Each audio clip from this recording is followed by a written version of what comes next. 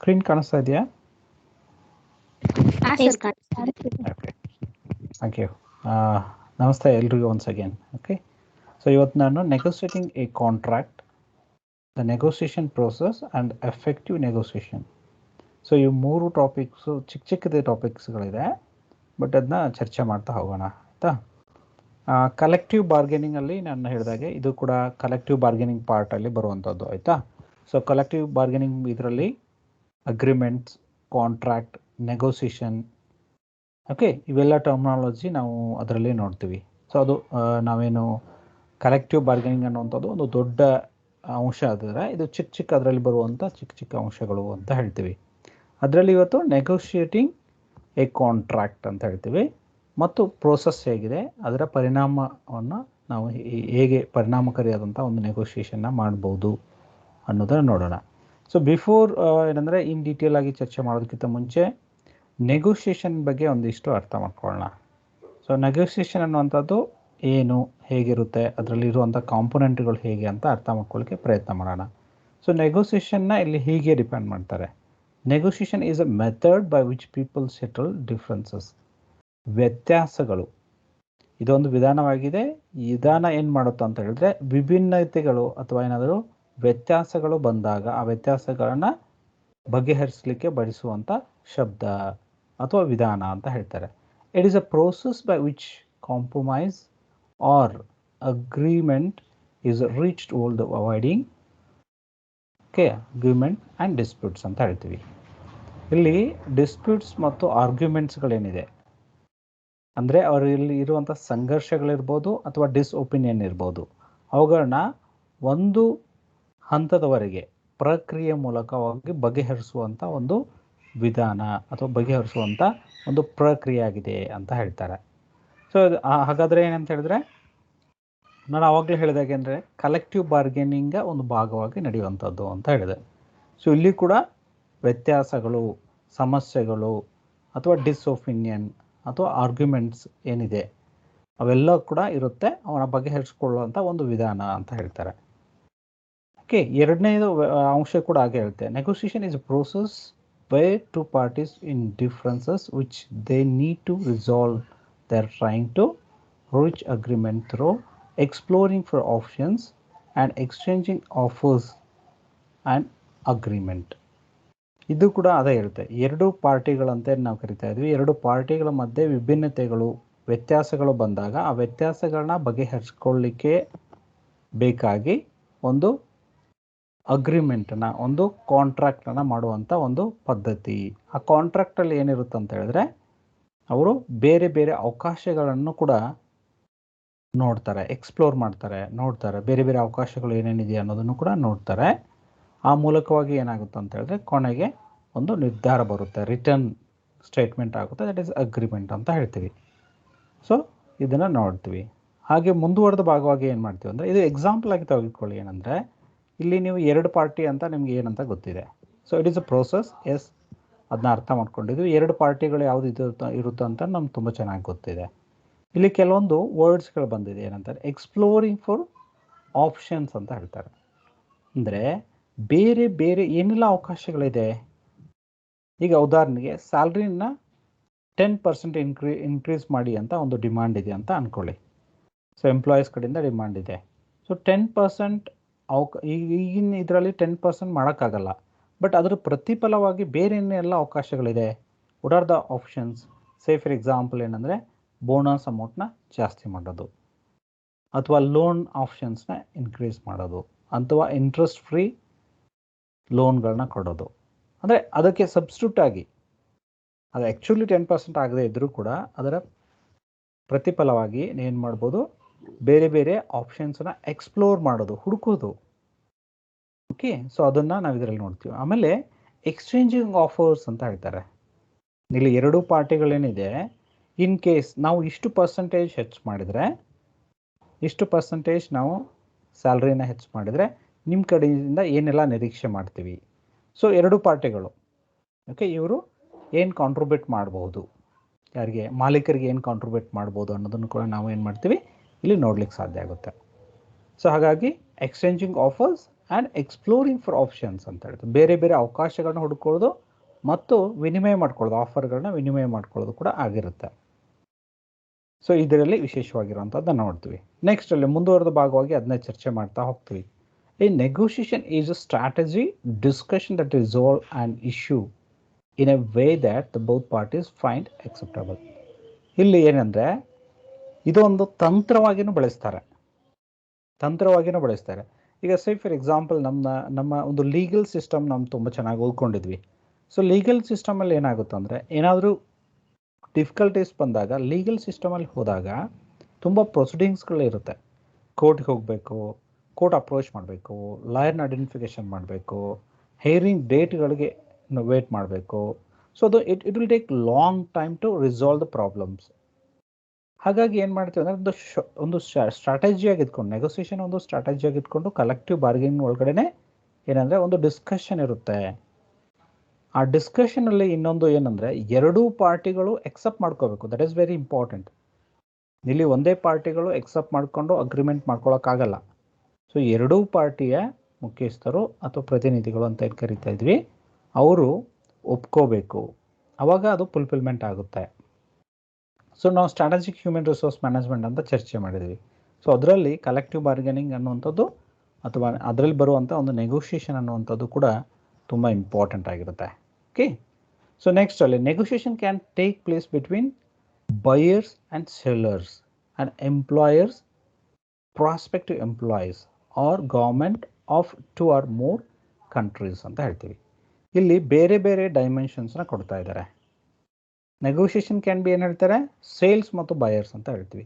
ಸರಕುಗಳನ್ನ ಮಾರಾಟ ಮಾಡೋರು ಮತ್ತು ಸರಕು ಸೇವೆಗಳನ್ನ ತೆಗೆದುಕೊಳ್ಳೋರು, ಅವರ ಮಧ್ಯೆನೂ ಇರ್ಬೋದು. ಮಾಲಕರು ಮತ್ತು ವರ್ಕರ್ ಮಧ್ಯೆನೂ ಇರ್ಬೋದು, ಮಾಲಕರು ಮತ್ತು ವರ್ಕರ್ ಮಧ್ಯೆನೂ ಕೂಡ ಇರ್ಬೋದು. ಅಥವಾ ಗೌರ್ಮೆಂಟ್ ಇದೆ ಅಲ್ವಾ, ಗೌರ್ಮೆಂಟ್ ಮತ್ತು ಬೇರೆ ಕಂಟ್ರಿಯಲ್ಲಿರುವಂಥ ಸರ್ಕಾರದ ಜೊತೆಗೆ ಕೂಡ ಈ ಒಂದು ನೆಗೋಷಿಯೇಷನ್ನ ಮಾಡ್ಬೋದು. ಸೇ ಫಾರ್ ಎಕ್ಸಾಂಪಲ್, ನಿಮಗೆ ಬೆಸ್ಟ್ ಎಕ್ಸಾಂಪಲ್ ಅಂತ ಹೇಳಿದ್ರೆ, ನಿಮಗೆ ಈಗ ವ್ಯಾಕ್ಸಿನಲ್ಲಿ ನೋಡ್ತೀರಿ, ಬೇರೆ ದೇಶದಲ್ಲಿರುವಂಥ ಪ್ರೊಡ್ಯೂಸ್ ಆಗಿರುವಂಥ ವ್ಯಾಕ್ಸಿನೇಷನ್ನ ಭಾರತದಲ್ಲಿ ಸಪ್ಲೈ ಮಾಡಬೇಕು ಅಂದರೆ ಬೇರೆ ದೇಶದೊಂದಿಗೆ ನಾವೇನು ಮಾಡಬೇಕು, ನೆಗೋಷಿಯೇಟ್ ಮಾಡಬೇಕು. In terms of price, in terms of quality, in terms of quantity supply ಮಾಡಲಿಕ್ಕೆ ಒಂದು ನೆಗೋಷಿಯೇಟ್ನ ಮಾಡಬೇಕಾಗುತ್ತೆ. ಯಾಕಂದರೆ ಬೇರೆ ದೇಶದಲ್ಲಿ ಕೊಡುವಂಥ ರೇಟ್ಗಳನ್ನ ನಮ್ಮಲ್ಲಿ ಸಾಕಾಗೋದಿಲ್ಲ. ಅಂದರೆ ನಮ್ಮ ಏನು ಈಗ ಡೆವಲಪಿಂಗ್ ಕಂಟ್ರಿ ಆಗಿರೋದ್ರಿಂದಾಗಿ ಏನಾಗುತ್ತೆ ಅಂತ ಹೇಳಿದ್ರೆ, ಅದರ ರೇಟನ್ನ ಕಡಿಮೆ ಇದರಲ್ಲಿ ನಾವು ನೆಗೋಷಿಯೇಟ್ ಮಾಡಬೇಕಾಗುತ್ತೆ. ಸೊ ಇದು ಕೂಡ ಎಕ್ಸಾಂಪಲ್ ಆಗಿ ನೋಡ್ಬೋದು. ಓಕೆ. ಎನಿಥಿಂಗ್ ಲೈಕ್ ಇವು 3 ಪ್ರಾಸ್ಪೆಕ್ಟಲ್ಲಿ ಕೂಡ ಅಗ್ರಿಮೆಂಟ್ಗಳು ಆಗ್ಬೋದು ಅಥವಾ ಏನಂತ ಹೇಳಿದ್ರೆ ನೆಗೋಷಿಯೇಷನ್ ನಡಿಬೋದು ಅಂತ ಹೇಳ್ತಾರೆ. ನೆಕ್ಸ್ಟ್ ಅಲ್ಲಿ ನೋಡಿ, negotiating is use to reduce debts, lower the sale prices of a house, improve conditions of a contract or get a better deal on a car. ಇಲ್ಲಿ ಎಕ್ಸಾಂಪಲ್ಸ್ಗಳನ್ನ ಕೊಡ್ತಾರೆ. ಈ ನೆಗೋಷಿಯೇಟಿಂಗ್ ಏನೋ ಆಸ್ಪೆಕ್ಟ್ ಇದೆ, ಇದೇನು ಮಾಡುತ್ತೆ ಅಂದರೆ ಸಾಲಗಳನ್ನ ಕಡಿಮೆ ಮಾಡುತ್ತೆ. ಸಾಲಗಳೇನಿದೆ ಅಲ್ವಾ ಅದನ್ನು ಕಡಿಮೆ ಮಾಡುತ್ತೆ. ಮತ್ತು ಈ ಸೇಲ್ಸ್ ಪ್ರೈಸ್ ಆಫ್ ಹೌಸ್ ಇದೆ ಅಲ್ವಾ, ಅಂದರೆ ಮನೆ ಮಾರಾಟ ಏನಿದೆ ಅದರ ಮೌಲ್ಯವನ್ನು ಕಡಿಮೆ ಮಾಡುತ್ತೆ. ಮತ್ತು ಅವರ ಪರಿಸ್ಥಿತಿ ಏನಿದೆ, ಏನು ಈ ಕಾಂಟ್ರಾಕ್ಟ್ ಕಂಡೀಷನ್ ಅಂತ ಏನು ಕರಿತೀವಿ, ಕಾಂಟ್ರಾಕ್ಟದ ಒಂದು ಪರಿಸ್ಥಿತಿ ಏನಿದೆ ಅದನ್ನು ಕೂಡ ಇಂಪ್ರೂವ್ ಮಾಡಲಿಕ್ಕೆ ಸಾಧ್ಯ ಇದೆ. ಅಥವಾ ಈಗ ಒಳ್ಳೆ ಕಾರನ್ನು ತೆಗೆದುಕೊಳ್ಳಲಿಕ್ಕೆ ಅಥವಾ ಏನಂತ ಹೇಳಿದ್ರೆ ಯಾವುದಾದ್ರು ಒಂದು ವಸ್ತುಗಳನ್ನ ತೆಗೆದುಕೊಳ್ಳಲಿಕ್ಕೆ ಅದು ನಾವು ನೆಗೋಷಿಯೇಟ್ನ ಮಾಡ್ತಾ ಇರ್ತೀವಿ. ಸೇ ಫಾರ್ ಎಕ್ಸಾಂಪಲ್, ಒಂದು ವಸ್ತು ತಗೊಳ್ಬೇಕಾದ್ರೆ ನಾವೇನು ಮಾಡ್ತೀವಿ, ಈಗ ಒಂದು 10 ಲಕ್ಷ ಅಂತ ಅಂದ್ಕೊಳ್ಳಿ. ಸೊ ನಾವೇನು ಮಾಡ್ತೀವಿ, ನೆಗೋಷಿಯೇಟ್ ಮಾಡ್ತೀವಿ. ಇಲ್ಲ, ನನಗೆ 8.5 ಲ್ಯಾಕಿಗೆ ಕೊಡಿ, 7 ಕೊಡಿ, ಸೊ 9 ಕೊಡಿ. ಸೊ ಈ ಥರದ್ದು ನೆಗೋಷಿಯೇಟ್ ಮಾಡ್ತಾ ಇರ್ತೀವಿ. ಸೊ ಅದನ್ನು ಒಂದು ಎಕ್ಸಾಂಪಲ್ ಆಗಿ ಇಲ್ಲಿ ತೆಗೆದುಕೊಳ್ತಾರೆ. ಅದೇ ರೀತಿ ಇಂಡಸ್ಟ್ರಿಯಲ್ಲಿ ಇರ್ಬೋದು ಅಥವಾ ಎನಿ ಆರ್ಗನೈಸೇಷನಲ್ಲಿ ಕೂಡ ಏನಂದರೆ ನೆಗೋಷಿಯೇಷನ್ಗಳು ಆಗ್ತಾ ಇರುತ್ತೆ ಅನ್ನೋದನ್ನು ಇಲ್ಲಿ ಹೇಳ್ತಾ ಇದ್ದಾರೆ. So when negotiating, be sure that justify your position. So put yourself in others party shoes. ಅಂದರೆ ಇಲ್ಲಿ 2 ಇದನ್ನು ಹೇಳ್ತಾ ಇದ್ದಾರೆ. ಏನು ಮಾಡಬೇಕು, ಜಸ್ಟಿಫೈಯಿಂಗ್ ಯುವರ್ ಪೊಸಿಷನ್ ಅಂದರೆ ನೀವು ಯಾವ ಹುದ್ದೆಯಲ್ಲಿದ್ದೀರಿ, ಅಧಿಕಾರದಲ್ಲಿದ್ದೀರಿ, ಅದನ್ನು ನ್ಯಾಯಸಮ್ಮತವಾಗಿ ಕೊಡಬೇಕು. ಯಾವ ಇದರಲ್ಲಿದ್ದೀರಿ, say for example, if you are representative from the employees ಅಂತ ಹೇಳಿದ್ರೆ ಆ ಹುದ್ದೆಗೆ ನ್ಯಾಯ ನೀಡಬೇಕು. ಇಲ್ಲ ಮಾಲೀಕರ ಪರವಾಗಿದ್ರೆ ಅಂದರೆ ಆ ಮಾಲೀಕರ ಪರವಾಗಿರುವಂಥ ಹುದ್ದೆಗೆ ನೀವು ಒಂದು ನ್ಯಾಯ ನೀಡಬೇಕಾಗುತ್ತೆ. Okay, so put yourself in the others party shoe ಅಂತ ಹೇಳ್ತೀವಿ. ಏನು ಬೇರೆ ಅವರಿದ್ದಾರೆ ಅವ್ರನ್ನ ಎಂಪಥೈಸ್ ಮಾಡಬೇಕು. ಸುಮ್ಮನೆ ನನ್ನ ಕಡೆಯಿಂದನೇ ಹೆಚ್ಚು ಒಳ್ಳೆಯದಾಗಲಿ ಅಥವಾ ನನ್ನ ಕಡೆಯಿಂದನೇ ಹೆಚ್ಚು ನನಗೆ ಲಾಭ ಆಗುವಂಥ ಅಂಶಗಳು ಇರಲಿ ಅಂತ ಬಯಸಬಾರ್ದು. ಸೊ ಅವ್ರನ್ನೂ ಕೂಡ ಗಮನದಲ್ಲಿ ತೆಗೆದುಕೊಳ್ಬೇಕು. ಸೇ ಫಾರ್ ಎಕ್ಸಾಂಪಲ್ ಎಂಪ್ಲಾಯೀಸ್ ಇದ್ದಾರೆ ಅಂದ್ಕೊಳ್ಳಿ, ನಮಗೆ ಇಷ್ಟು ಪರ್ಸೆಂಟೇಜ್ ಹೆಚ್ಚಾಗಲೇಬೇಕು. If it is in industry is bad condition, ಲಾಸಲ್ಲಿದೆ, ಓಕೆ, ತುಂಬ ಕಷ್ಟದಲ್ಲಿದೆ, ಆದರೂ ಕೂಡ ಏನಂತ ಹೇಳಿದ್ರೆ ನಮ್ಗೆ ಆಗಲೇಬೇಕು ಅಂತ ಅನ್ನುವಂಥದ್ದಲ್ಲ. We try to emphasise employer okay factors ಅಂತ ಹೇಳ್ತೀವಿ. ಅವ್ರನ್ನ ಅರ್ಥ ಮಾಡ್ಕೊಳ್ಬೇಕು. Keep your emotions in check. ಅಂದರೆ ನಮ್ಮಲ್ಲಿ ನೋಡಿ ಈ ನೆಗೋಷಿಯೇಷನಲ್ಲಿ ಏನಾಗುತ್ತೆ ಅಂತ ಹೇಳಿದ್ರೆ ನಾವು ತುಂಬ ತಾಳ್ಮೆಯಿಂದ ವರ್ತಿಸಬೇಕು ಅಂತ ಹೇಳ್ತೀವಿ. ಸೊ ಇಲ್ಲಿ ನಮಗೆ ಯಾವುದು ನೆಗೆಟಿವ್ ಎಮೋಷನ್ಸ್ನ ತೋರಿಸ್ಬಾರ್ದು. Keep your emotions in check ಅಂತ ಹೇಳಿದ್ರೆ ನೆಗೆಟಿವ್ ಎಮೋಷನ್ಸ್ನ ನಾವು ಹೋಲ್ಡ್ ಮಾಡಬೇಕು ಅಥವಾ ಎಕ್ಸ್ಪ್ರೆಸ್ ಮಾಡಬಾರ್ದು. And know when you to talk away. So ನೀವು ಯಾವಾಗ ಮಾತಾಡಬಾರ್ದು ಅನ್ನೋದನ್ನ ತಿಳ್ಕೊಂಡಿರಬೇಕು ಅಂತ ಹೇಳ್ತಾರೆ. ಯಾಕೆಂದರೆ ದ ಡಿಸ್ಕಷನ್ ಮೇ ಮಿಸ್ಲೀಡ್ ಅಂತ. ನೆಗೋಷಿಯೇಷನಲ್ಲಿ ನಾವು ತುಂಬ ಮಾತಾಡಲಿಕ್ಕೆ ಅಥವಾ ಮಿಸ್ ಆಗಿ ಏನಾದರೂ ಮಾತಾಡ್ಲಿಕ್ಕೆ ಹೋದರೆ ಅದು ಬೇರೆ ಕಡೆಗೆ ತೆಗೆದುಕೊಂಡು ಹೋಗ್ಬೋದು ಅಂತ ಹೇಳ್ತಾರೆ. So some negotiations required the use of a skilled negotiator. ಇಲ್ಲಿ ಏನಾಗುತ್ತೆ ಅಂದರೆ ನಮಗೆ ಈ ಕೆಲವೊಂದು ಇದರಲ್ಲಿ ನಾವು ಸೋಲ್ತೀವಿ. ಅಂದರೆ ಇದಕ್ಕೆ ಪರ್ಫೆಕ್ಟ್ ಆಗಿಯೇ ಒಬ್ಬರು ನೆಗೋಷಿಯೇಟರ್ಸ್ ಇರಬೇಕು ಅಂತ ಹೇಳ್ತಾರೆ. ಯಾಕಂದರೆ ಎಕ್ಸ್ಪರ್ಟೀಸ್ ಇಂಪಾರ್ಟೆಂಟು. ಒಂದು ಸಣ್ಣ ನಿಮಗೆ ನೆಕ್ಸ್ಟ್ ಸ್ಲೈಡಲ್ಲಿ ಬಂದಾಗ ಒಂದು ಸಣ್ಣ ತಂತ್ರದ ಮೂಲಕವಾಗಿ ಆ ವ್ಯಕ್ತಿಗಳು ನಿಮ್ಮನ್ನು ಏನು ಮಾಡ್ಬೋದು, ಕೆಳಗಿಳಿಬೋದು ಅಥವಾ ಮೇಲೆ ಇಳಿಬೋದು ಅಥವಾ ಏನೇನೋ ಆಗ್ಬೋದು. ಅದಕ್ಕೆ ಒಬ್ಬರು ಸ್ಕಿಲ್ಡ್ ಇರುವಂಥ ವ್ಯಕ್ತಿಗಳಿರಬೇಕು. ಸಚ್ ಆ್ಯಸ್ ಆ್ಯನ್ ಅಡ್ವೊಕೇಟ್, ಉದಾಹರಣೆಗೆ ಹೇಳ್ತಾರವರು ಲಾಯರ್ ಇರ್ಬೋದು ಅಥವಾ ಅಡ್ವೊಕೇಟ್ ಅಂತ ಕರಿತಾ ಇದ್ವಿ. ರಿಯಲ್ ಎಸ್ಟೇಟ್ ಏಜೆಂಟ್ ಯಾರು ಇದ್ದರೆ ಅವ್ರು ಇರ್ಬೋದು, ಅಥವಾ ಬ್ರೋಕರ್ಸ್ ಅಂತ ಇರ್ತಾರೆ ಅವ್ರು ಇರ್ಬೋದು, ಅಥವಾ ಎನಿ ನಿಮ್ಮ ಥರ್ಡ್ ಪಾರ್ಟಿ ಅಲ್ಲಿರುವಂಥ ಎಕ್ಸ್ಪರ್ಟೀಸ್, ಓಕೆ, ಏನು ಅವ್ರನ್ನ ಆಟೋನಮಸಿ ಅಂತ ಹೇಳಿ ಏನು ಕರಿತೀವಿ, ಆ ಥರದ್ದು ವ್ಯಕ್ತಿಗಳು. Anybody who is very willing and skill to handle the negotiation ಅಂತ ಹೇಳಿದ್ರೆ ಅವ್ರನ್ನ ಕರಿಬೋದು. ಸೇ ಫಾರ್ ಎಕ್ಸಾಂಪಲ್ ನಿಮಗೆ ಒಂದು ಸೇಲ್ಸಲ್ಲಿ ತುಂಬ ಎಕ್ಸ್ಪರ್ಟೀಸ್ ಇರುವಂಥ ಯಾರೋ ವ್ಯಕ್ತಿಗಳಿದ್ದರೆ ಅವ್ರನ್ನ ನೀವು ಕರಿಬೋದು.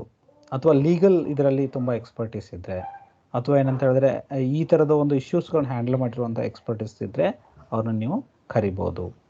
ಸೊ ಎಕ್ಸಾಂಪಲ್ ಆಗಿ ನೋಡ್ಬೋದು.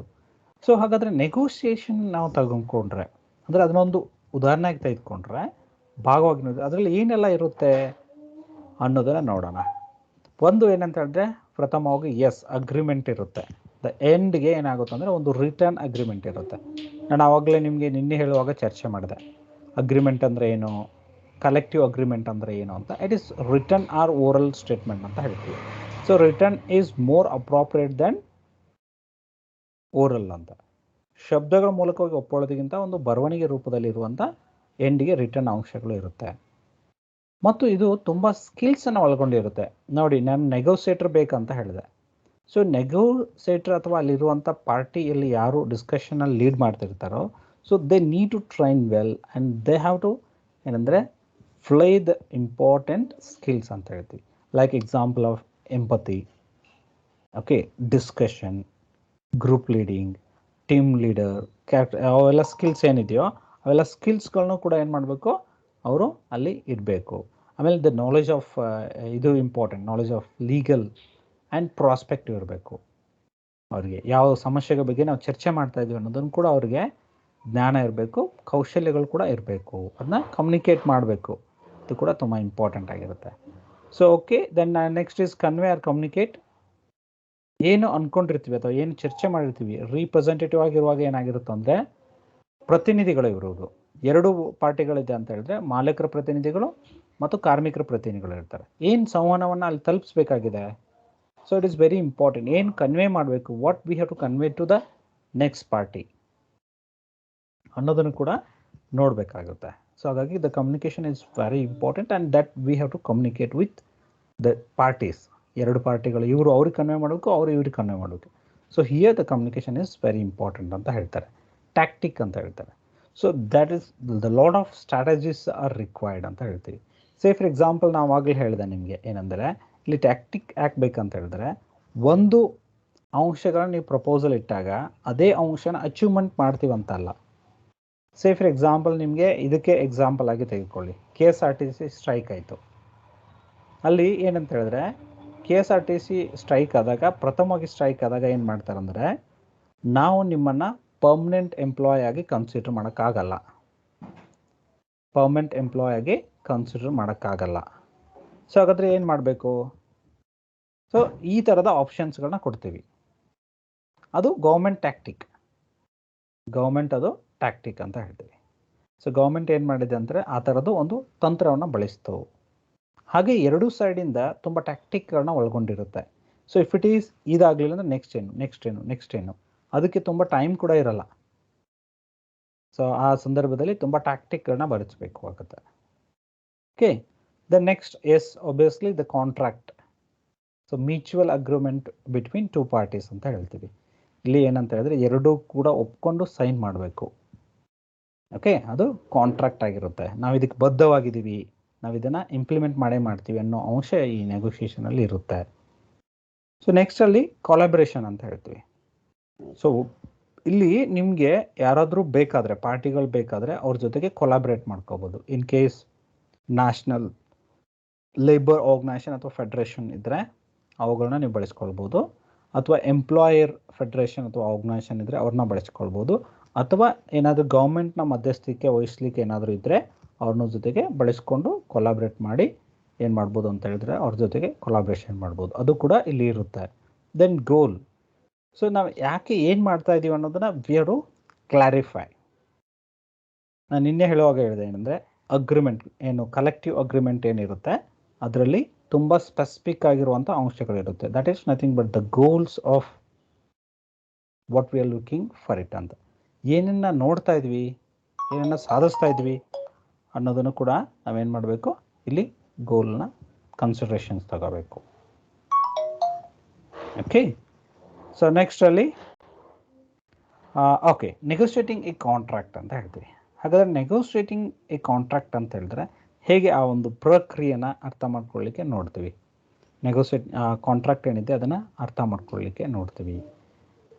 ಸೊ ಇದು ಕೂಡ ಏನಂತ ಹೇಳಿದ್ರೆ ಸಬ್ ಕಾಂಟ್ರಾಕ್ಟನ್ನು ನಾವು ನೋಡೋದಾದರೆ, ಕಾಂಟ್ರಾಕ್ಟ್ ಅನ್ನುವಂಥ ಶಬ್ದವನ್ನು ನೋಡೋದಾದರೆ ನೆಗೋಷಿಯೇಷನ್ ಪ್ರೋಸೆಸ್ಸಲ್ಲಿ ಕಾಂಟ್ರಾಕ್ಟ್ ಕೂಡ ಒಂದು ಭಾಗ ಆಗುತ್ತೆ ಅಂತ ಹೇಳ್ತಾರೆ. ಸೊ ಅದ್ರ ಬಗ್ಗೆ ನಾವು ನೋಡೋಣ ಇಲ್ಲಿ. Then the contract negotiation is a process of coming to an end agreement on a set of legal binding terms. ಇಲ್ಲಿ ನೋಡಿ ಏನು ತುಂಬ ಸ್ಪಷ್ಟವಾಗಿ ಹೇಳ್ತಾ ಇದ್ದಾರೆ, ಒಂದು ನೆಗೋಷಿಯೇಟಿಂಗ್ ಎ ಕಾಂಟ್ರಾಕ್ಟ್ ಅನ್ನುವಂಥ ಒಂದು ಅಂಶ ದ ಎಂಡ್ ಆಫ್ ಅಗ್ರಿಮೆಂಟ್ ಅಂತ ಅಂದರೆ ನಾವೆಲ್ಲ ಆ ಪ್ರಕ್ರಿಯೆನ ಮುಗಿಸ್ತಾ ಇದ್ವಿ, ಮುಗಿಯುವ ಹಂತಕ್ಕೆ ಬಂದಿದೆ ಅಂತ ಅರ್ಥ. ಓಕೆ, ಸೊ ಮುಗಿಯುವ ಹಂತಕ್ಕೆ ಬಂದಿದೆ ಅಂದರೆ ಅದು ಲೀಗಲ್ ಏನು ಸೆಟ್ಸ್ ಇದೆ, ಲೀಗಲ್ ಬಾಂಡಿಂಗ್ಸ್ ಏನಿದೆ ಅಲ್ವಾ, ಅದರ ಒಂದು ಕೊನೆಯ ಭಾಗದಲ್ಲಿ ನಾವು ಇದೀವಿ ಅಂತ ಅರ್ಥ. ಓಕೆ, ಸೊ ಅದರ ಕೊನೆಯ ಭಾಗದಲ್ಲಿ ಇದೀವಿ ಅಂತ ಅರ್ಥ ಅಂತ.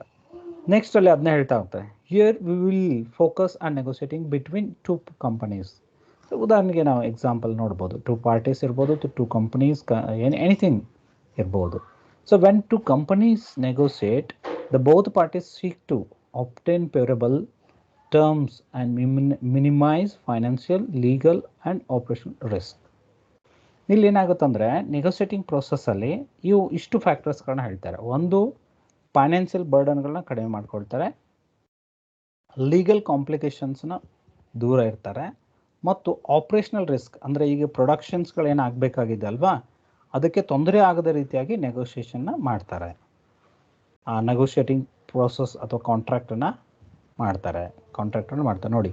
ಫೈನಾನ್ಷಿಯಲ್, ಲೀಗಲ್ ಆ್ಯಂಡ್ ಆಪ್ರೇಷನಲ್ ರಿಸ್ಕನ್ನು ಕಡಿಮೆ ಮಾಡುವಂಥದ್ದನ್ನ ನೋಡ್ತಾರೆ ಅಂತ ಹೇಳ್ತಾರೆ. Next, parties seeking to transact business with each other the create contracts ಅಂತ ಹೇಳ್ತಾರೆ.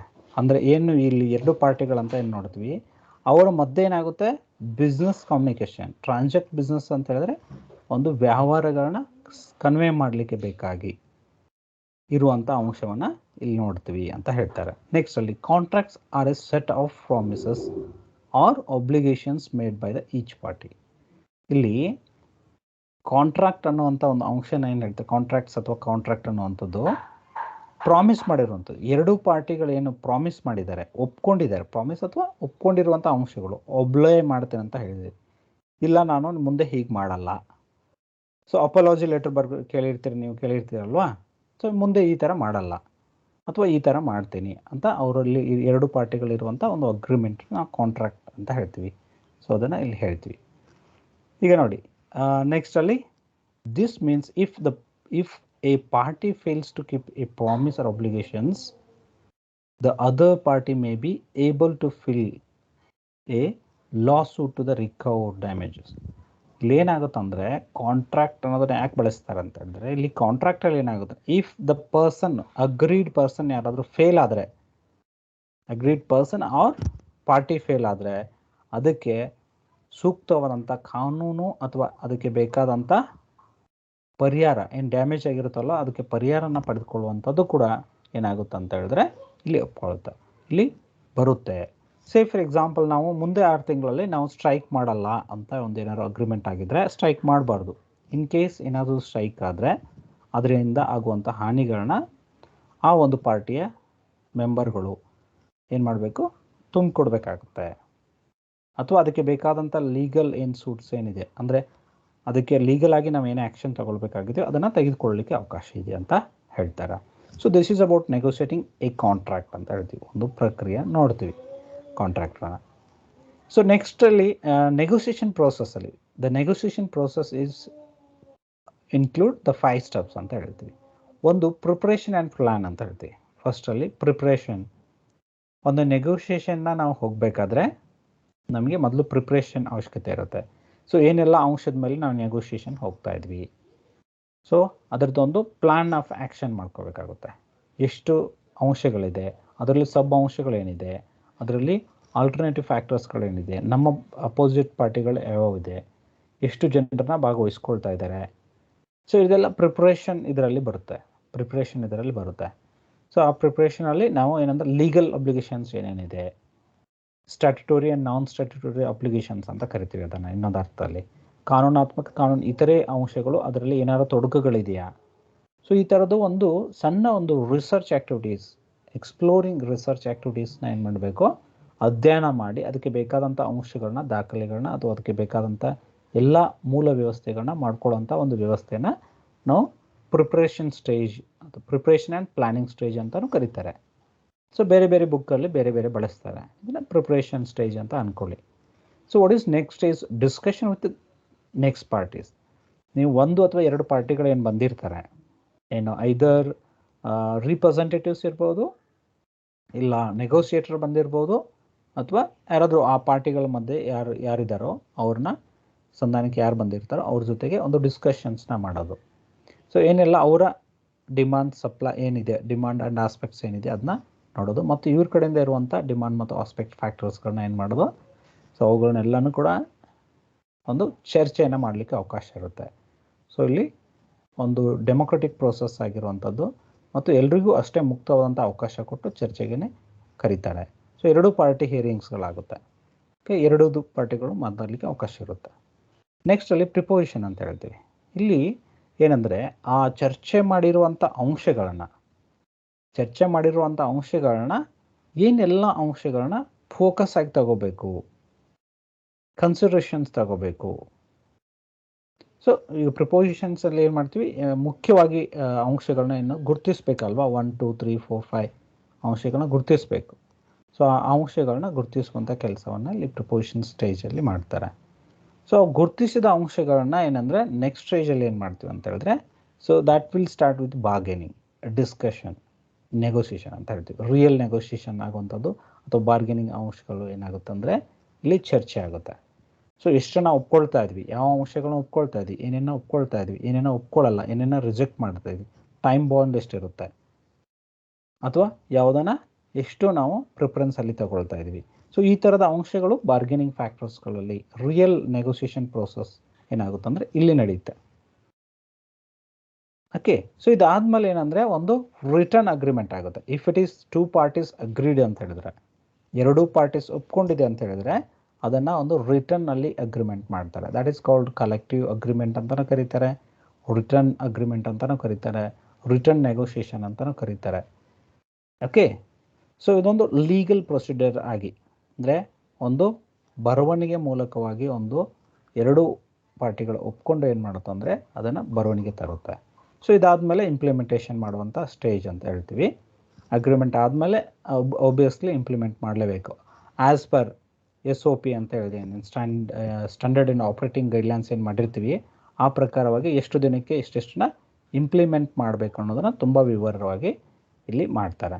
ಸೊ ಈ ರೀತಿಯಾಗಿ 5 ಹಂತಗಳಲ್ಲಿ ನಡೆಯುತ್ತೆ. ನೀವು ಬೇರೆ ಬೇರೆ ಬುಕ್ಗಳನ್ನ ಓದಿದರೆ ನೀವು ಬೇರೆ ಬೇರೆ ಹಂತಗಳನ್ನ ಸಿಗುತ್ತೆ. ಬಟ್ ದ ಕಂಟೆಂಟ್ ಅಥವಾ ಏನಂದರೆ ಎಂಡ್ ನೋಟ್ ಇಷ್ಟೇ. ಓಕೆ, ದ ಎಂಡ್ ಮೆಸೇಜ್ ಇಷ್ಟೇ ಇರುತ್ತೆ. ಸೊ ಬಿಗಿನಿಂಗ್ ಟು ಎಂಡ್ ಈ ಥರ ಅಂಶಗಳು ಎಲ್ಲ ಇರುತ್ತೆ. ಒಬ್ಬರು 7 ಸ್ಟೇಜ್ ಮಾಡ್ತಾರೆ, ಇನ್ನೊಬ್ಬರು 5 ಸ್ಟೇಜ್ ಮಾಡ್ತಾರೆ, ಇನ್ನೊಬ್ಬರು 4 ಸ್ಟೇಜ್ಗಳನ್ನ ಕೊಟ್ಟಿದ್ದಾರೆ.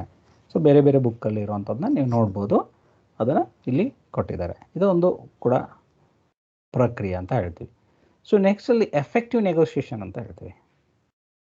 ಎಫೆಕ್ಟಿವ್ ನೆಗೋಷಿಯೇಷನ್ ಅಂತ ಹೇಳ್ತೀವಿ. ಇಲ್ಲಿ ತುಂಬ ಏನಂತ ಹೇಳಿದ್ರೆ ನಾವು ಸುಮಾರು ಅಂಶಗಳನ್ನ ನಾವು ತೆಗೆದುಕೊಂಡು ಹೋಗ್ತೀವಿ. ಆದರೆ ಇಫ್ ಇಟ್ ಈಸ್ ಫೇಲ್ ಅಂತ ಹೇಳಿದ್ರೆ ಎರಡು ಪಾರ್ಟಿಗೆ ಲಾಸ್. ಎರಡು ಪಾರ್ಟಿಗೆ ಏನಾಗುತ್ತೆ ಅಂತ ಹೇಳಿದ್ರೆ ಲಾಸ್ ಅಂತ ಹೇಳ್ತೀವಿ. ಸೊ ಎರಡು ಪಾರ್ಟಿಗೆ ಲಾಸ್ ಆಗೋದ್ರಿಂದಾಗಿ ನಾವು ತುಂಬ ಎಫೆಕ್ಟಿವ್ ನೆಗೋಷಿಯೇಷನ್ನ ಹೆಚ್ಚು ಫೋಕಸ್ ಆಗಿಟ್ಕೋಬೇಕು. ತುಂಬ ಪರಿಣಾಮಕಾರಿಯಾದಂಥ ಒಂದು ನಾವು ನೆಗೋಷಿಯೇಟಿಂಗ್ ಪ್ರೊಸೀಜರ್ನ ಇಟ್ಕೊಂಡ್ರೆ ಅಥವಾ ಎಫೆಕ್ಟಿವ್ ಆಗಿದ್ದರೆ ಮತ್ತೆ ನಾವು ಈ ಚರ್ಚೆಗಳಿಗೆ ಅಥವಾ ಆ ಸಮಸ್ಯೆಗಳನ್ನ ಮುಂದೂಡಲಿಕ್ಕೆ ಹೋಗಲ್ಲ. If it is in a fail ಅಂದರೆ ನೆಗೋಷಿಯೇಷನ್ ಎಫೆಕ್ಟಿವ್ ಇಲ್ಲ ಅಂತ ಹೇಳಿದ್ರೆ ಅದು ಮತ್ತೆ ಇಶ್ಯೂಸ್ಗಳಿಗೆ ಕಾರಣ ಆಗ್ತಾನೆ ಇರುತ್ತೆ. ಹಾಗಾದರೆ ಎಫೆಕ್ಟಿವ್ ಫ್ಯಾಕ್ಟರ್ಸ್ಗಳನ್ನ ನಾವು ಹೇಗೆ ಲಿಸ್ಟ್ ಔಟ್ ಮಾಡ್ತೀವಿ ಅಂದರೆ ಈ ಒಂದು 10 ಅಂಶಗಳ ಮೇಲೆ ಚರ್ಚೆ ಮಾಡ್ತಾ ಹೋಗ್ಬೋದು. ಫಸ್ಟ್ ಅಂದರೆ ರಿಲೇಷನ್ಶಿಪ್ ಅಂತ ಹೇಳ್ತೀವಿ. ಇಲ್ಲಿ ಎರಡೂ ಪಾರ್ಟಿಗಳ ಮಧ್ಯೆ ಇರುವಂಥ ಸಂಬಂಧ ಇಂಪಾರ್ಟೆಂಟ್ ಆಗಿರುತ್ತೆ. ಇಲ್ಲಿ ನೆನಪಲ್ಲಿ ಇಟ್ಕೊಳ್ಳಿ, ಪರ್ಸ್ನಲ್ ಆ್ಯಂಡ್ ಪ್ರೊಫೆಷ್ನಲ್ ರಿಲೇಷನ್ಶಿಪ್ ಅಂತ ಕರಿತೀವಿ ನಾವು. ಸೊ ಯೂಶ್ವಲಿ ಇಲ್ಲಿ ಎರಡೂ ವರ್ಕೌಟ್ ಆಗುತ್ತೆ. ಪ್ರೊಫೆಷ್ನಲ್ ಆ್ಯಂಡ್ ಪರ್ಸ್ನಲ್ ರಿಲೇಷನ್ಶಿಪ್ ಎಷ್ಟು ಎಫೆಕ್ಟಿವ್ ಆಗಿರುತ್ತೋ ಅದರ ಮೇಲೆ ಏನಾಗಿರುತ್ತೆ ಅಂದರೆ ನಮ್ಮ ಎಫೆಕ್ಟಿವ್ನೆಸ್ ಇಂಪಾರ್ಟೆಂಟ್ ಆಗಿರುತ್ತೆ. ಸೇ ಫಾರ್ ಎಕ್ಸಾಂಪಲ್ ನೆಗೋಷಿಯೇಷನಲ್ಲಿ ಏನಾಗುತ್ತೆ ಅಂದರೆ ಯಾರು ಮಾತನ್ನು ಹೆಚ್ಚು ಆಲಿಸ್ತಾರೆ ಅಥವಾ ಯಾರನ್ನ ಗೌರವಿಸ್ತಾರೆ, ಯಾವ ವ್ಯಕ್ತಿಗಳನ್ನ ಗೌರವಿಸ್ತಾರೆ ಆ ವ್ಯಕ್ತಿಗಳನ್ನೇ ಅಲ್ಲಿ ನೆಗೋಷಿಯೇಷನ್ ಇದಕ್ಕೆ ಪ್ಲಾಟ್ಫಾರ್ಮ್ಗೆ ಕಳಿಸ್ಕೊಟ್ಟಿರ್ತಾರೆ. ಹಾಗಾಗಿ ಅಲ್ಲಿ ಸಂಬಂಧ ತುಂಬ ಇಂಪಾರ್ಟೆಂಟ್ ಆಗಿ ಪ್ಲೇ ಮಾಡುತ್ತೆ. Okay, it is not personal relationship but at least professional relationship ಆದರೂ ಕೂಡ ಅಲ್ಲಿ ಇರಬೇಕಾಗುತ್ತೆ. Okay, so each other respecting ಮಾಡೋದು, ಈಚ್ ಅದರ್ ಏನಂದರೆ ಒಬ್ರಿಗೊಬ್ರು ಅರ್ಥ ಮಾಡ್ಕೊಂಡವರು ಅಂತ ಇರ್ಬೋದು, ಪ್ರೊಫೆಷ್ನಲ್ ವ್ಯಾಲ್ಯೂಸ್ನ ಗೌರವಿಸುವಂಥವ್ರು. ಓಕೆ, ಆ ಅಂಶಗಳನ್ನ ಅಲ್ಲಿ ಸಂಬಂಧಗಳು. ಈಗ ನೋಡಿ, ಫಾರ್ ಎಕ್ಸಾಂಪಲ್ ಇಬ್ಬರು ಜಗಳ ಮಾಡ್ಕೊಂಡಿದ್ದಾರೆ, ಎಂಪ್ಲಾಯರ್ ಅವರ ಮ್ಯಾನೇಜರ್ ತುಂಬ ಜಗಳ ಮಾಡ್ಕೊಂಡಿದ್ದಾರೆ ಒಬ್ಬ ವರ್ಕರ್ ಯೂನಿಯನ್ ಲೀಡರ್ ಜೊತೆಗೆ ಅಂತ ಹೇಳಿದ್ರೆ ಅವರಿಬ್ಬರು ಕೂತಾಗ ಏನಾಗುತ್ತೆ ಅಂದರೆ ಅವ್ರ ಈಗೋ ಸ್ಟೇಟ್ ಈಗೋ ಸ್ಟೇಟ್ ಏನಾಗುತ್ತೆ ಅಲ್ಲಿ ಜಾಸ್ತಿ ರಿಫ್ಲೆಕ್ಟ್ ಆಗುತ್ತೆ. It is going to effect of negotiation. So ಹಾಗಾಗಿ ಒಳ್ಳೆ ಸಂಬಂಧ ಇರೋರನ್ನ ಏನು ಮಾಡಬೇಕು, ರಿಪ್ರೆಸೆಂಟ್ ಮಾಡಬೇಕು, ಆವಾಗ ಎಫೆಕ್ಟಿವ್ ಆಗಿರುತ್ತೆ ಅಂತ ಹೇಳ್ತಾರೆ. Next is communication. So communication ಬಗ್ಗೆ ನಾನು ಏನು ಹೇಳಲಿಕ್ಕಿಲ್ಲ. ಸೊ ನೀವು ಬೇರೆ ಬೇರೆ ಸೆಮೆಸ್ಟ್ರಲ್ಲಿ ಕಲ್ತಿದ್ರಿ ಕಮ್ಯುನಿಕೇಷನ್ ಎಷ್ಟು ಇಂಪಾರ್ಟೆಂಟ್ ಆಗುತ್ತೆ. ಇಲ್ಲಿ ಕಮ್ಯುನಿಕೇಷನಲ್ಲಿ ಇಂಟರ್ಪರ್ಸ್ನಲ್ ಕಮ್ಯುನಿಕೇಷನ್ ಅಂತ ಹೇಳ್ತೀವಿ. ಒಬ್ಬ ವ್ಯಕ್ತಿಯಿಂದ ಇನ್ನೊಬ್ಬ ವ್ಯಕ್ತಿಗೆ ಸಂವಹನ ಮಾಡುವಾಗ ತುಂಬ ಇಂಪಾರ್ಟೆಂಟ್ ಆಗಿರುತ್ತೆ. ಯಾಕೆ ಇಲ್ಲಿ ಇಂಟರ್ಪರ್ಸ್ನಲ್ ಕಮ್ಯುನಿಕೇಷನ್ ಇಂಪಾರ್ಟೆಂಟ್ ಅಂತ ಹೇಳಿದ್ರೆ ನಮ್ಮ ವ್ಯಕ್ತಿತ್ವ ಏನು ಅನ್ನೋದನ್ನು ಈ ಸಂವಹನದ ಮೂಲಕವಾಗಿಯೇ ನಾವು ಐಡೆಂಟಿಫಿಕೇಷನ್ ಮಾಡಬೇಕಾಗುತ್ತೆ. ಸಂವಹನದ ಮೂಲಕವಾಗಿ ಐಡೆಂಟಿಫಿಕೇಷನ್ ಮಾಡಬೇಕು. ಸೇ ಫಾರ್ ಎಕ್ಸಾಂಪಲ್ ನಾವು ಏನಂದರೆ ಈ ಸಂವಹನ ಟ್ರಾನ್ಸಾಕ್ಷನ್ ಅನಾಲಿಸಿಸಲ್ಲಿ ನೋಡ್ತೀವಿ ನಾವು. If I am in the state of ಅಡಲ್ಟಲ್ಲಿದ್ದು ಅವರು ಅಡಲ್ಟಲ್ಲಿದ್ದರೆ ಓಕೆ, ನಾನು ಪ್ಯಾರೆಂಟಲ್ಲಿದ್ದು ಅವರು ಚೈಲ್ಡ್ ಆದರೆ ಓಕೆ. ಬಟ್ ಇನ್ ಕೇಸ್ ನಾನು ಪ್ಯಾರೆಂಟಲ್ಲಿದ್ದೀನಿ ಅವರು ಪ್ಯಾರೆಂಟಲ್ ಕಮ್ಯುನಿಕೇಷನ್ ಮಾಡ್ತಾಯಿದ್ರೆ ಯಾವತ್ತೂ ನೆಗೋಷಿಯೇಟ್ ಆಗಲ್ಲ. ಸೊ ಹಾಗಾಗಿ ಇಬ್ಬರು ಅಡಲ್ಟ್ ಲೆವೆಲಲ್ಲಿ ಇದ್ಕೊಂಡು ಟ್ರಾನ್ಸಾಕ್ಷನ್ಸ್ ಮಾಡಬೇಕು. That is interpersonal relationship. ಅದು ಕೂಡ ಸಂವಹನದ ಒಂದು ಮುಖ್ಯವಾದಂಥ ಅಂಶ. So ನೆಕ್ಸ್ಟಲ್ಲಿ interest. ಸೊ ಎರಡೂ ಪಾರ್ಟಿಗೆ ಈ ನೆಗೋಷಿಯೇಷನ್ ಮಾಡಲಿಕ್ಕೆ ಆಸಕ್ತಿ ಇರಬೇಕು. ಕೆಲವು ಸರಿ ಏನಾಗುತ್ತೆ ಅಂತ ಹೇಳಿದ್ರೆ ಎರಡೂ ಪಾರ್ಟಿಗಳ ಆಸಕ್ತಿಗಳನ್ನ ತೋರ್ದಿದ್ರೆ ಅಲ್ಲಿ ನೀವು ಎಷ್ಟೇ ನೆಗೋಷಿಯೇಷನ್ನ ತಗೊಂಡು ಬಂದರೆ, ಆ ಪ್ಲಾಟ್ಫಾರ್ಮ್ಗೆ ತೊಗೊಂಡ್ಬಂದರೆ ಕೂಡ ಏನಾಗುತ್ತೆ ಅಂದರೆ ದೇ ಮೇ ಫೇಲ್ಡ್, ಅವರು ಫೇಲ್ ಆಗುವಂಥ ಸಾಧ್ಯತೆಗಳಿರುತ್ತೆ. ಹಾಗಾಗಿ ಎರಡೂ ಪಾರ್ಟಿಗಳನ್ನ ಕೇಳ್ಕೊಳ್ತಾರೆ. ಸೊ ಈಗ ನೀವು ಕೋರ್ಟ್ಗಳಲ್ಲಿ ಆಗುವಂಥ ನೆಗೋಷಿಯೇಷನ್ನ ನೀವು ನೋಡಿ, ಲಾಯರ್ ಕೇಳ್ತಾರೆ. ಸೊ ನೋಡಿ, ನಿಮಗೆ ಆಸಕ್ತಿ ಇದೆಯಾ, ಸೆಟಲ್ಮೆಂಟ್ ಮಾಡ್ಕೊಳ್ಳಿಕ್ಕೆ ಆಸಕ್ತಿ ಇದೆಯಾ ಅಂತ ಎರಡೂ ಕೇಳ್ತಾರೆ. ಹೌದು, ನಾನು ರೆಡಿ ಇದ್ದೀನಿ. ಸೊ ಇವ್ರಿಗೂ ಕೇಳ್ತಾರೆ, ಸೆಟಲ್ಮೆಂಟ್ ಮಾಡ್ಕೊಳ್ಳಿಕ್ಕೆ ಆಸಕ್ತಿ ಇದೆಯಾ? ಎಸ್, ರೆಡಿ ಇದ್ದೀನಿ ಸರ್. ಸೊ ಅವಾಗ ಮಾತ್ರ ನೆಕ್ಸ್ಟು ನೆಗೋಸಿಯೇಷನ್ಗೆ ಹೋಗ್ತಾರೆ. ಇಲ್ಲ ಅಂತಂದರೆ ಹೋಗಲ್ಲ. That is the interest is basic ಅಂತ ಹೇಳ್ತೀವಿ. So next options. ನಾವು ಏನು ಚರ್ಚೆ ಮಾಡ್ತಾ ಇದ್ವಿ ಅದರ ಅಂಶಗಳನ್ನ ನಾವು ತಿಳ್ಕೊಂಡಿರಬೇಕು. ಏನೇನು ಪಾಸಿಬಿಲಿಟೀಸ್ ಇದೆ ಅನ್ನೋದನ್ನು, ಏನೇನು ಆಪ್ಷನ್ಸ್ಗಳಿದೆ 1 2 3 4 5 ಅನ್ನೋದನ್ನು ತಿಳ್ಕೊಬೇಕು. ಮತ್ತು ನೆಕ್ಸ್ಟಲ್ಲಿ ಆಲ್ಟರ್ನೇಟಿವ್ಸ್ ಅಂತ ಹೇಳ್ತೀವಿ. ಅಂದರೆ ಇನ್ ಕೇಸ್ ಅದನ್ನು ಬಿಟ್ಟು, ಅದರಲ್ಲಿ 1 2 3 4 ಆಪ್ಷನ್ಸ್ ಇದೆ, ಅದನ್ನು ಬಿಟ್ಟು ಏನಾದರೂ ಮತ್ತೆ ಬೇರೆ ಏನಾದರೂ, ಈಗ ಉದಾಹರಣೆ ಅದಕ್ಕೆ ಒಪ್ಕೊಳ್ಳಿಲ್ಲ, what is the next alternative? ಅದರ ಪ್ರತಿಫಲವಾಗಿ ಏನಾದರೂ ಬೇರೆ ಆಲ್ಟರ್ನೇಟಿವ್ಸ್ನು ಮಾಡ್ಕೋಬೇಕು. ಆಪ್ಷನ್ಸ್ 1 2 3 4 ಇದನ್ನು ಬಿಟ್ಟು ನೆಕ್ಸ್ಟ್ ಆಲ್ಟರ್ನೇಟಿವ್ಸ್ ಏನು ಅಂತ ನಾವು ಅಲ್ಲಿ ಮೊದಲೇ ಯೋಚನೆ ಮಾಡಿರಬೇಕು. ಸೊ ಆಲ್ಟರ್ನೇಟಿವ್ ಆ್ಯಂಡ್ ಆಪ್ಷನ್ ನಿಮಗೆ ಕನ್ಫ್ಯೂಷನ್ ಅನ್ನಿಸ್ಬೋದು. ಆಪ್ಷನ್ಸ್ ವಿದಿನ್ನಲ್ಲಿನೇ, say for example the salary ಅಂದರೆ ಇಷ್ಟು ಪರ್ಸೆಂಟೇಜ್ ಸ್ಯಾಲರಿ ಹೆಚ್ಚಾಗಬೇಕಂದ್ರೆ ಅಷ್ಟು, ಅದರಲ್ಲೇ ಈಗ 20 ಇರುತ್ತೆ, 20 10 ಸೆಕೆಂಡ್ ಆಪ್ಷನು, 15 12 10 ಸಮಥಿಂಗ್, ಈ ಥರದ್ದೆಲ್ಲ ಆಪ್ಷನ್ಸ್ಗಳು. ಆಲ್ಟರ್ನೇಟಿವ್ ಏನು? Apart from the salary increment, so we have to think that ಏನಂದರೆ ಇಂಟ್ರೆಸ್ಟ್ ಇಲ್ಲದೆ ಲೋನ್ ಕೊಡೋದು, ಕಾರ್ ಲೋನ್ ಕೊಡೋದು, ಬೈಕ್ ಲೋನ್ ಕೊಡೋದು, ವೆಹಿಕಲ್ ಫೆಸಿಲಿಟೀಸ್ ಕೊಡೋದು, HRA ಇನ್ಕ್ರೀಸ್ ಮಾಡೋದು. So this is all alternative and this is options.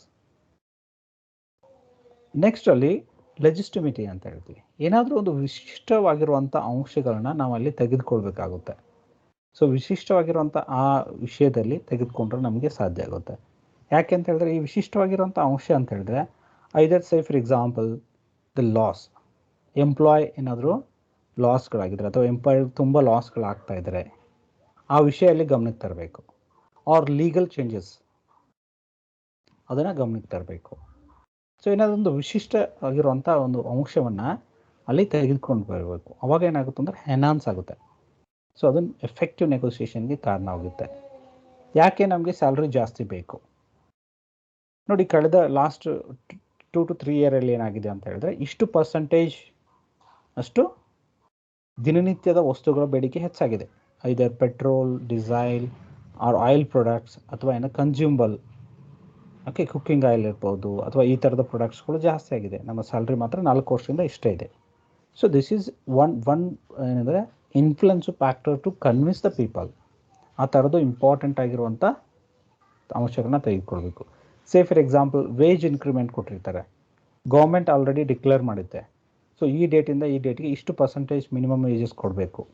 ಅದು ನಿಮಗೆ ಸ್ಟ್ರಾಂಗ್ ಆಗಿ ಒಂದು ಅಂಶ ಆಗ್ಬೋದು. ಆ ಥರದ ಅಂಶಗಳನ್ನ ನೀವು ಕಲೆಕ್ಟ್ ಮಾಡಬೇಕು. ಸೊ ನೆಕ್ಸ್ಟಲ್ಲಿ ಕಮಿಟ್ಮೆಂಟ್ ಅಂತ ಹೇಳ್ತೀವಿ. ಸೊ ಇಲ್ಲಿ ಎರಡೂ ಪಾರ್ಟಿ ಕಮಿಟ್ಮೆಂಟ್ ಇಂಪಾರ್ಟೆಂಟು. ಸೊ ಏನು ಅಗ್ರಿಮೆಂಟ್ಗಳಾಗುತ್ತೆ, ಅಲ್ಲಿ ಏನು ಕಾಂಟ್ರಾಕ್ಟ್ ಆಗುತ್ತೆ, ದ ಎಂಡ್ ಕಾಂಟ್ರಾಕ್ಟ್ ಏನಾಗುತ್ತೆ, ಅವುಗಳಿಗೆ ನಾವು ಬದ್ಧವಾಗಿರಬೇಕು. ಎರಡು ಪಾರ್ಟಿಯವರು ಬದ್ಧವಾಗಿರಬೇಕು. ನಮ್ಮ ಬದ್ಧತೆ ಇಲ್ಲ ಅಂತ ಹೇಳಿದ್ರೆ, ಒಪ್ಕೊಳ್ಳಿಕ್ಕೆ ರೆಡಿ ಇಲ್ಲ ಅಂತ ಹೇಳಿದ್ರೆ, ಅಥವಾ ಅದನ್ನು ಇಂಪ್ಲಿಮೆಂಟ್ ಮಾಡೋಕ್ಕಾಗಲ್ಲ, ಅಥವಾ ಅದು ಸಕ್ಸಸ್ ಆಗಲ್ಲ.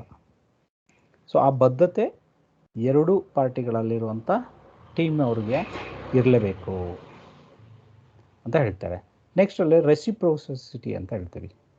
ರೆಸಿಪ್ರೋಸಿಟಿ ವಿತ್ ಹೇಳಿದ್ರೆ, receiving from the two sides, hearing and receiving from the two sides ಅಂತ ಹೇಳ್ತೀವಿ. ನೀವು ರೆಸಿಬೋಕಲ್ ಅಂತ ಕೇಳಿರ್ತೀರ. ಅಂದರೆ ನಾನು ಹೇಳಿದ್ದೇನೆ ಅವ್ರು ಕೇಳಿಸ್ಕೋಬೇಕು, ಅವ್ರು ಹೇಳಿದ್ದೇನೆ ನಾನು ಕೇಳಿಸ್ಕೊಳ್ಬೇಕು, ನಾನು ಒಪ್ಪಿದ್ದನ್ನ ಅವ್ರು ಒಪ್ಕೋಬೇಕು, ಅವ್ರು ಒಪ್ಪಿದ್ದನ್ನ ನಾನು ಒಪ್ಕೊಳ್ಳೋದು. ಸೊ ಇದು ಮ್ಯೂಚುವಲ್ ಆಗಿರುವಂಥ ಒಂದು ಸೆಂಡ್ ಆ್ಯಂಡ್ ರಿಸೀವಿಂಗ್ ಫ್ಯಾಕ್ಟರ್, ರೆಸಿಬೋಕಲ್ ಅಂತ ಹೇಳ್ತೀವಿ. ನಾನು ಅವ್ರಿಗೆ ಹೇಳ್ತೀನಿ, ಅವರು ಒಪ್ಕೊಳ್ತಾರೆ, ಅವರು ಹೇಳಿರೋ ಅಂಶಗಳು ನಾನು ಎಕ್ಸೆಪ್ಟ್ ಮಾಡ್ಕೊಳ್ತೀನಿ. ಎಕ್ಸೆಪ್ಟಿಂಗ್ ಆ್ಯಂಡ್ ಇಂಟ್ರಾಕ್ಟಿಂಗ್, ಓಕೆ, ಅದನ್ನು ಸಿಸ್ಟಮ್ ಇರಬೇಕು ಇಲ್ಲಿ ಅಂತ ಹೇಳ್ತೀವಿ. ನೆಕ್ಸ್ಟಲ್ಲಿ ಟ್ರಸ್ಟ್. ಎಸ್, ಎರಡು ಪಾರ್ಟಿಗಳಲ್ಲಿ ಇರುವಂಥ ವ್ಯಕ್ತಿಗಳಿಗೆ ಒಂದು ನಂಬಿಕೆ ಅಂಶಗಳು ಇರಬೇಕು. ಸೊ ನಂಬಿಕೆ ಅನ್ನುವಂಥದ್ದು ಇಲ್ಲಿ ಏನಂತ ಹೇಳಿದ್ರೆ, ವ್ಯಕ್ತಿಗಳು ಯಾರಿದ್ದಾರೆ, ರಿಪ್ರೆಸೆಂಟೇಟಿವ್ಸ್ ಯಾರಿದ್ದಾರೆ, ಒಬ್ಬರ ಮೇಲೆ ಒಬ್ಬರ ನಂಬಿಕೆ, ಮತ್ತು ಎರಡೂ ಪಾರ್ಟಿಯಲ್ಲಿ ಹಿಂದೆ ಇರುವಂಥ ಫೋರ್ಸಸ್ ಕೂಡ ಅಷ್ಟೇ ಅವ್ರನ್ನ ಟ್ರಸ್ಟ್ ಮಾಡಿರಬೇಕು. ನನಗೆ ಯಾರೋ ಇಷ್ಟ ಇಲ್ಲದವ್ರನ್ನ, ನಂಬಿಕೆ ಇಲ್ಲದವ್ರನ್ನ ಕಳ್ಸೋಕ್ಕಾಗಲ್ಲ, ನಂಬಿಕೆ ಇದ್ದವ್ರನ್ನೇ ಕಳಿಸ್ಬೇಕು. ಅವ್ರು ಒಪ್ಕೊಂಡಿದ್ದನ್ನು ಇವರೆಲ್ಲರೂ ಕೂಡ ಪಾಲನೆ ಮಾಡಬೇಕಾಗಿರುತ್ತೆ. ಸೊ ಅದಕ್ಕೆ ಅವ್ರ ಮೇಲೆ ಟ್ರಸ್ಟ್ ಇಡೋದು ತುಂಬ important. The trust in negotiation is playing an important role ಅಂತ ಹೇಳ್ತಾರೆ ಇಲ್ಲಿ. ಟ್ರಸ್ಟ್ಶಿಪ್ ಅಂತ ಹೇಳ್ತೀವಿ, ನಂಬಿಕೆಯ ಒಂದು ಅಂಶ ಇದೆ ಅಲ್ವಾ, ಅದನ್ನು ಇಟ್ಕೊಳ್ತೀವಿ. ಆ್ಯಂಡ್ ಎಥಿಕ್ಸ್, ಎನಿ ನೆಗೋಷಿಯೇಷನ್ ಬರಬೇಕಾದ್ರೆ ದೇರ್ ಆರ್ ಸರ್ಟನ್ ಏನಂದರೆ ರೂಲ್ಸ್ ಇದೆ, ಮಾರಲ್ ಕೋಡ್ಸ್ ಅಂತ ಇದೆ, ಲೀಗಲ್ ಕೋಡ್ಸ್ ಅಂತ ಇದೆ, ಮತ್ತು ಏನಂದರೆ ವ್ಯಾಲ್ಯೂ ಆಫ್ ದ ಪರ್ಸನ್ ಅಂತ ಹೇಳ್ತೀವಿ, ವ್ಯಾಲ್ಯೂ ಆಫ್ ದ ಲೈಫ್ ಅಂತ ಇದೆ. ಯಾವುದೇ ಅಂಶಗಳಿಗೆ ಧಕ್ಕೆ ಆಗದಾಗೆ, ವ್ಯಕ್ತಿಗಳಿಗಾಗಿರ್ಬೋದು, ಕಾನೂನುಗಳಾಗಿರ್ಬೋದು, ಅಥವಾ ನೈತಿಕವಾಗಿರುವಂಥ ಅಂಶಗಳೇನಿದೆ ಅವುಗಳ ಧಕ್ಕೆ ಆಗದಾಗೆ ನಾವು ನೆಗೋಷಿಯೇಟ್ನ ಮಾಡಬೇಕಾಗುತ್ತೆ. ಈಗ ಸೇ ಫಾರ್ ಎಕ್ಸಾಂಪಲ್ ಏನಂತ ಹೇಳಿದ್ರೆ, ಆ ಕಂಪ್ನಿ ಹಾಳಾದರೂ ಪರವಾಗಿಲ್ಲ, ನನಗೆ ಈ ವರ್ಷ ನಮಗೆ ಇಷ್ಟು ಪರ್ಸೆಂಟೇಜ್ ಏನು ಬೋನಸ್ ಬೇಕೇ ಬೇಕು. ನೋ ಹಾಗೆ ಹೇಳುವಾಗಿಲ್ಲ. ಯಾಕಂತಂದರೆ we are in the process of understanding each other. ನಾನು ಮುಂಚೆನೇ ಹೇಳಿದೆ ಎಂಪಥೆಟಿಕ್ ಆಗಿರಬೇಕು ಅಂತ. So we try to understand the other prospective problem. ಹಾಗಾಗಿ ನಾವು ಎಥಿಕ್ಸನ್ನು ಇಟ್ಕೊಳ್ಬೇಕಾಗತ್ತೆ. ಸೊ ಕಾನೂನನ್ನ ಬಿಟ್ಟು ಹೋಗೋಕ್ಕಾಗಲ್ಲ. ಓಕೆ, ಒಂದು ಮೌಲ್ಯಗಳ ಒಂದಿಷ್ಟಿದೆ, ಆ ಮೌಲ್ಯಗಳನ್ನ ಬಿಟ್ಟು ಹೋಗಬಾರ್ದು, ಯಾವುದೇ ಕಾರಣಕ್ಕೆ ಹೋಗಬಾರ್ದು. ಸೊ ಈಗ ಉದಾಹರಣೆಗೆ ಅವರು ಇನ್ನೊಂದು ಪಾರ್ಟಿ ಅವ್ರು ಹೇಳ್ಬಾರ್ದು, ಈಗ ನೋಡಿ ನಾವು ಬರೀ ಈ ಲೆವೆಲ್ ಕೆಡರಲ್ಲಿರುವಂಥ ವ್ಯಕ್ತಿಗಳಿಗೆ ಮಾತ್ರ ಹೆಚ್ಚನ್ನು ಕೊಡ್ತಾ ಇದ್ವಿ, ಹೈಕ್ ಕೊಡ್ತಾ ಇದ್ವಿ, ಉಳಿದವ್ರಿಗೆ ಹೈಕ್ ಕೊಡಲ್ಲ. So it is immoral, ethical. So we should not go for that. So ethical values ಇಟ್ಕೊಂಡು ಹೋದಾಗ that we have to keep that ethical values ಅಂತ ಹೇಳ್ತಾರೆ. ಆ ಮೌಲ್ಯಗಳನ್ನ ಹಾಗೆ ಇಟ್ಕೋಬೇಕು. ಅವಾಗ ಏನಾಗುತ್ತೆ, ತುಂಬ ಎಫೆಕ್ಟಿವ್ ಆಗಿ ನೆಗೋಷಿಯೇಟ್ ಮಾಡಲಿಕ್ಕೆ ಆಗುತ್ತೆ. Thank you so much.